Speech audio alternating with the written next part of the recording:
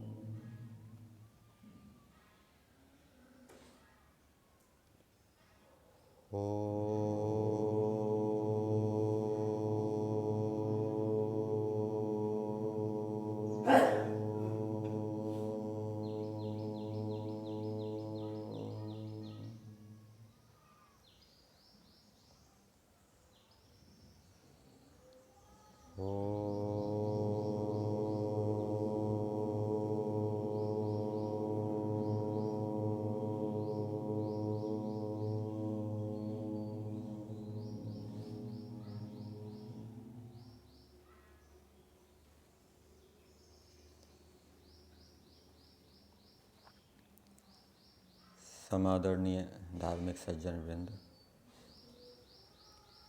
यजुर्वेद का 36वां अध्याय, मंत्र संख्या 13। मंत्र है स्योना पृथ्वी नो भवा निरीक्षरा निवेशिनी यच्छा नः शर्म सप्रथा। इस मंत्र के अंदर पृथ्वी को संबोधन किया गया है। पृथ्वी के अंदर छोटी ई है, ये संबोधन में है। और ईश्वर ने पृथ्वी कैसी बनाई है?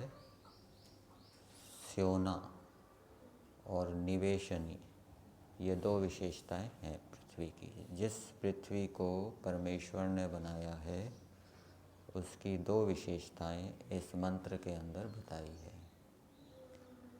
ईश्वर की जितनी भी रचनाएं हैं वो पूर्ण होती है, उनमें कोई न्यूनता नहीं होती, उनमें कोई कमी नहीं होती। ईश्वर का प्रत्येक कार्य बहुत बढ़िया होता है, उसमें कोई न्यूनता नहीं रहती। यदि न्यूनता रहती होती तो ईश्वर फिर दोबारा उसको सुधार कर बनाता, परंतु ऐसा नहीं है। यथा पूर्वम अकल्पयत। जैसे पिछली सृष्टि में ईश्वर ने सूर्य आदि पदार्थ बनाए, वैसे ही इस सृष्टि में बनाता है, कोई अंतर नहीं है। इसी प्रकार से मनुष्यों को भी प्रत्येक कार्य को अच्छी प्रकार से करना चाहिए, कोई न्यूनता नहीं रहनी चाहिए। मान लीजिए किसी बालक को कहा कि पेंसिल से कागज़ के ऊपर सर्कल बनाओ, तो पहली बार किसी का अच्छी प्रकार से नहीं बनेगा, पसंद नहीं आएगा, फिर वो दोबारा बनाएगा, फिर पसंद नहीं आएगा, फिर दोबारा बनाएगा। इसी प्रकार से मान लीजिए कोई चित्रकार है, वो कोई चित्र बना रहा है, पहली बार चित्र बनाया, उसको पसंद नहीं आया, मिटा दिया, फिर दोबारा बनाया। ईश्वर का ऐसा नहीं है। ईश्वर एक ही बार में बढ़िया चीज़ बनाता है, उसमें उसको कोई अंतर फेरबदल करने की आवश्यकता नहीं होती। हमारे को होती है। उपासना अच्छी नहीं हुई तो सोचते हैं दोबारा करेंगे, अच्छा नहीं हुआ, मज़ा नहीं आया, तृप्ति नहीं आई। स्वाध्याय अच्छा नहीं हुआ तो विचार करते हैं दोबारा पढ़ेंगे। पढ़ाई अच्छी नहीं हुई तो सोचते हैं दोबारा पढ़ेंगे इसको। तो ईश्वर का प्रत्येक कार्य जैसे अच्छा होता है, पूर्ण होता है, वैसे ही मनुष्यों को भी अपने प्रत्येक कार्य को पहले ही बार में अच्छी प्रकार से करना चाहिए, उसमें कोई न्यूनता ना रह जाए। कोई भी कार्य है, ये ईश्वर की उपासना है। और पहले से ही तैयार होकर संकल्प लेके करेंगे तो वो अच्छी प्रकार से होगा। तो ईश्वर ने पृथ्वी बनाई और वो पृथ्वी कैसी है? स्योना। स्योना शब्द स्त्रीलिंग में दिया है। स्योन निघंटु के अंदर जो सुख के नाम पढ़े गए हैं, सुख के नाम में आपको सुमनम भी मिलेगा, शर्म शब्द भी मिलेगा, और उसमें एक स्योन शब्द भी है, स्योनम। तो इससे जब प्रत्यय लाएंगे तो ये स्योनः हो जाएगा। प्रत्यय आने से ये विशेषण बन जाएगा। किसका विशेषण बनेगा? पृथ्वी का। तो पृथ्वी का विशेषण बना तो फिर स्त्रीलिंग का प्रत्यय लाकर ये स्योना बन गया। तो ईश्वर ने जो पृथ्वी बनाई है वो सुख करी है, सुख देने वाली है। ईश्वर ने जितने भी पदार्थ बनाए हैं, केवल पृथ्वी ही नहीं, जितने भी पदार्थ बनाए हैं वो सुख देने वाले हैं। सूर्य हमें सुख देता है, वायु हमें सुख देता है, जल हमें सुख देता है। हर समय ये हमें सुख देते रहते हैं। सूर्य हमें हर समय सुख देता है, पृथ्वी हमें हर समय सुख देती रहती है। इसी प्रकार से मनुष्यों को भी हर समय दूसरों को सुख देते रहना चाहिए। कोई ऐसा क्षण, ऐसा काल ना हो जिसमें वो दूसरों को सुख ना दे। और दूसरों को सुख देना ये परोपकार के अंतर्गत आता है। परोपकार की परिभाषा में क्या लिखा है? दूसरों के दुखों को, दुर्गुणों को दूर करना, ये क्या है? परोपकार। हमने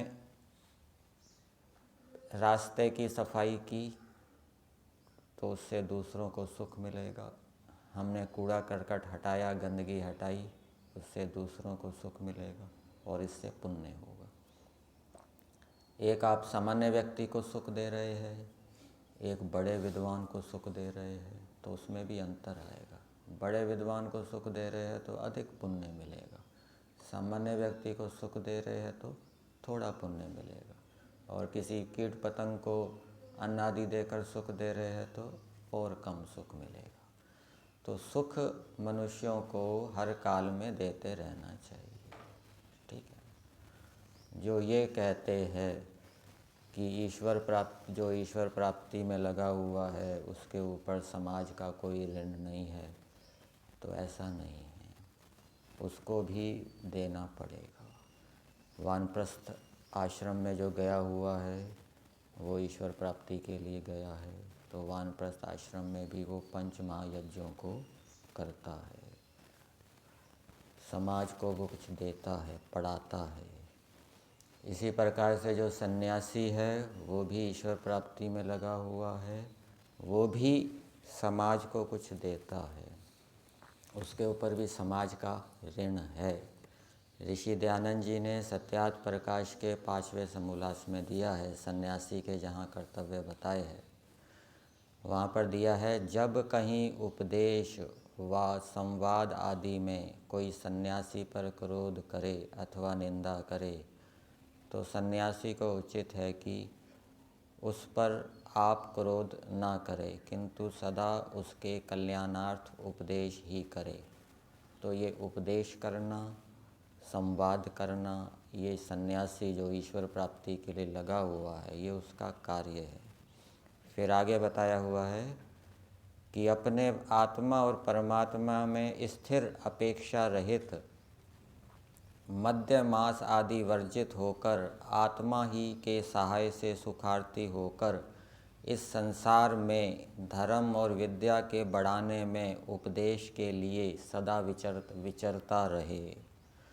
तो वो सन्यासी वो ईश्वर प्राप्ति में लगा हुआ है, उसके लिए विधान किया है कि वो संसार में धर्म और विद्या की वृद्धि के लिए सदा विचरता रहे, वो बैठे नहीं एक जगह। ये ईश्वर प्राप्ति का ये साधन है। फिर आगे बताया है कि कोई संसार में उसको दूषित व भूषित करे तो भी जिस किसी आश्रम में वर्तता हुआ पुरुष अर्थात सन्यासी सब प्राणियों में पक्षपात रहित होकर स्वयं धर्मात्मा और अन्यों को धर्मात्मा करने में प्रयत्न किया करे। ये ईश्वर प्राप्ति में लगा हुआ सन्यासी का ये कार्य है। फिर आगे एक वाक्य दिया है, मनुस्मृति के श्लोक का अर्थ दिया है कि सब मनुष्य आदि प्राणियों की सत्य उपदेश और विद्या दान से उन्नति करना ये सन्यासी का मुख्य काम है। अर्थात जो ईश्वर प्राप्ति में लगा हुआ है उसका मुख्य काम ये है कि वो सब मनुष्य आदि प्राणियों की सत्योपदेश और विद्या दान से उन्नति करे, और यदि वो ऐसा नहीं करेगा तो ईश्वर की प्राप्ति उसको नहीं होगी। फिर आगे एक जगह लिखा है महर्षि दयानंद जी ने कि जो कुछ सन्यासी ऐसा कहते हैं कि हमें संसार से क्या माथा पच्ची करनी, ठीक है ना, हम तो ईश्वर हो गए या ईश्वर प्राप्ति में लगे हुए हैं, तो वहाँ पर लिखा है कि क्या भोजन छादन आदि कर्म वे छोड़ सकेंगे?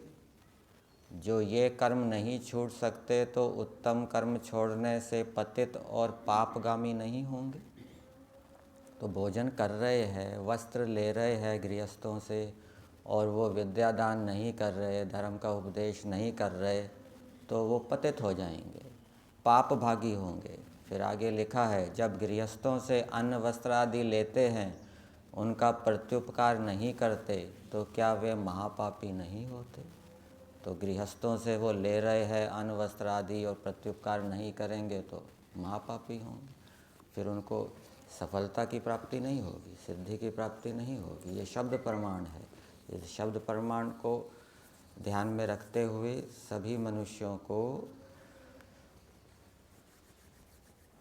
जो ईश्वर प्राप्ति में लगे हुए हैं परोपकार के कार्य को करते रहना चाहिए।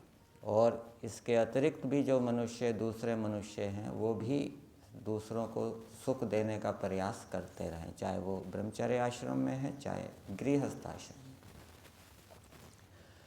तो स्योना पृथ्वी कैसी है? सुख करी। सूर्य भी सुख देने वाला है। तो जैसे पृथ्वी सूर्य आदि हमें हर समय सुख देते रहते हैं, वैसे ही मनुष्यों को भी दूसरे प्राणियों को हर समय सुख देते रहना चाहिए। फिर दूसरा विशेषण दिया है अनिरीक्षरा निवेशनी। निवेशनी का अर्थ दिया है या नित्यान निवेशयति, जो नित्य पदार्थों को धारण करने वाली है, लंबे समय तक जो धारण करती है। तो जैसे पृथ्वी लंबे समय तक नित्य पदार्थों को धारण करती है अथवा प्राणियों को धारण करती है, वैसे ही मनुष्यों को भी लंबे समय तक दूसरों को धारण करना चाहिए। जब तक जीवन है तब तक दूसरों को धारण करना चाहिए। तो इसका क्रियापद दिया है भव। तो ऐसी पृथ्वी को संबोधित करते हुए कहा जा रहा है कि हे पृथ्वी, तू अनिरीक्षरा भव। भव लोट लकार है। ऋक्षर, ऋक्षर का अर्थ बताते हैं कंटक, कांटे को कहते हैं ऋक्षर। कांटे की दूसरी संस्कृत क्या होती है? कंटकः, ठीक है ना। तो ऋक्षर शब्द ऋक्ष धातु से बनाया जाता है, जो दुख देने वाला होता है। तो इस मंत्र में ईश्वर का मनुष्यों के लिए संदेश है कि वो पृथ्वी को ऐसा बनाए जिससे कि वो दुख देने वाली ना हो, हमें भी दुख ना दे, दूसरे को भी दुख ना दे। सड़कों के ऊपर गाड़ियाँ चलाते हैं और पक्की सड़क बनाई जाती है। पक्की सड़क ना हो, धूल मिट्टी हो, पत्थर कंकड़ हो, तो जो गाड़ी चलाने वाले हैं उनको कष्ट होगा। तो ये वेद के आदेश का पालन कर रहे हैं, ठीक है ना। वो सुख देने वाली पृथ्वी है, सड़कें हैं सुख देने वाली हो, उसमें गड्ढे ना हो। यदि गड्ढे हैं तो उसको भरा जाता है, ठीक है ना, जिससे कि चालकों को कोई कष्ट ना हो। वो पृथ्वी उनके लिए सुख देने वाली हो। इसी प्रकार से हम जहाँ आते जाते हैं तो वो हमारा आने जाने का मार्ग स्वच्छ होना चाहिए। स्वच्छ रखेंगे तो वो पृथ्वी दूसरे को सुख देने वाली होगी। और यदि उसके ऊपर गंदगी, मल, कूड़ा करकट पड़ा होगा तो उससे दूसरों को दुख होगा।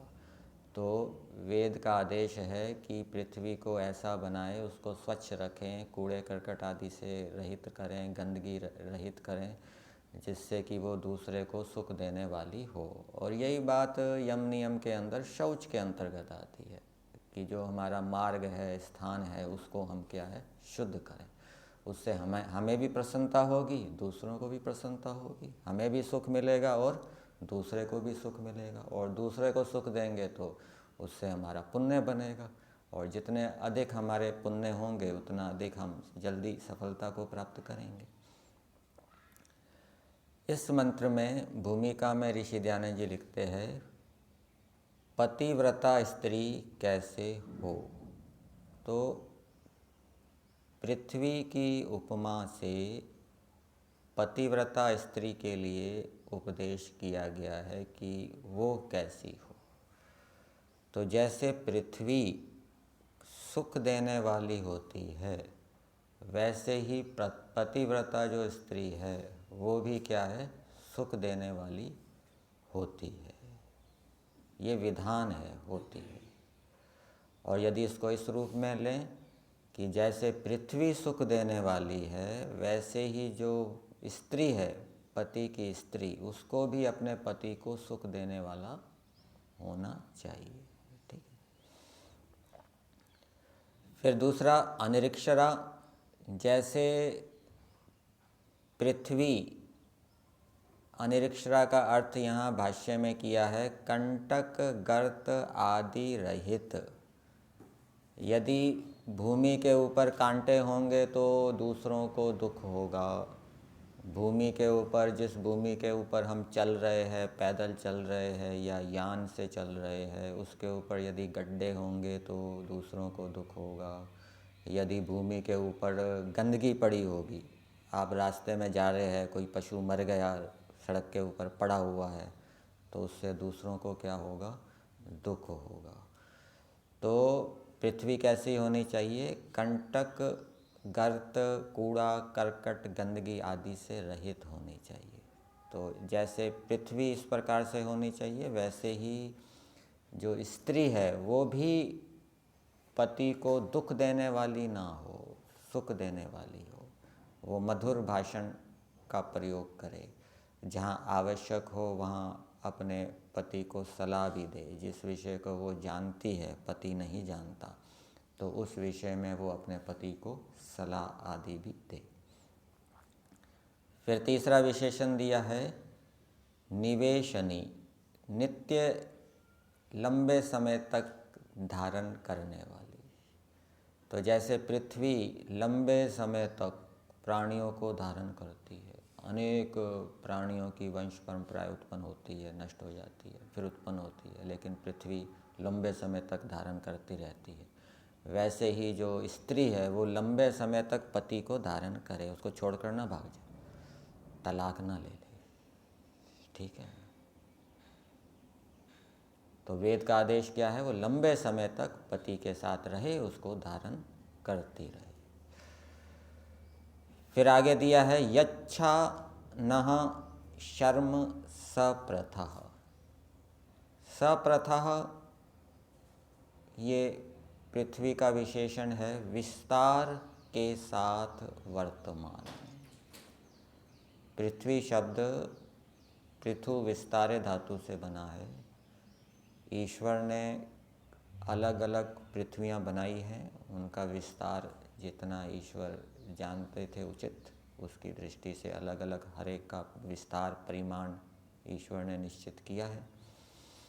तो ये जो पृथ्वी है ये विस्तृत की गई है, फैलाई गई है, विस्तार के साथ वर्तमान है। वैसे ही जो स्त्री है वो भी विस्तार के साथ वर्तमान हो, केवल पति की सेवा में ही ना रहे, उसके घर में और भी जो संबंधी है, सास है, ससुर है, बच्चे हैं, और भी कोई अतिथि आदि आते हैं, संबंधी आदि आते हैं, तो उनकी भी वो प्रसन्नता से सेवा शुश्रूषा करे। ये क्या है, विस्तार के साथ वर्तमान। इस मंत्र के पदार्थ में दिया है, हे पृथ्वी के तुल्य वर्तमान क्षमाशील स्त्री। पृथ्वी का यहाँ पर एक विशेषण दिया है क्षमाशील, वो सहन करती है, खूब सहन करती है। पृथ्वी को कितना खोदा जाता है, उसके ऊपर कितना कूड़ा करकट डाला जाता है, सबको पृथ्वी क्या है, सहन करती है, वैसे ही स्त्री को भी क्या है, सहनशील होना चाहिए। धर्म के लक्षण में बताया है, धृति, क्षमा, दमो, स्थैर्य। तो हे पृथ्वी के तुल्य वर्तमान क्षमाशील स्त्री, जैसे अनिरीक्षरा, कांटे गड्ढे आदि से रहित, निवेशनी, नित्य स्थित स्थिर पदार्थों को स्थापना करने हारी, इसका अर्थ किया है नित्य स्थिर पदार्थों को धारण करने वाली, जो पदार्थ लंबे समय तक रहते हैं, सोना चांदी आदि, उनको जो धारण करती है, ऐसी भूमि हमारे लिए होती है। जैसे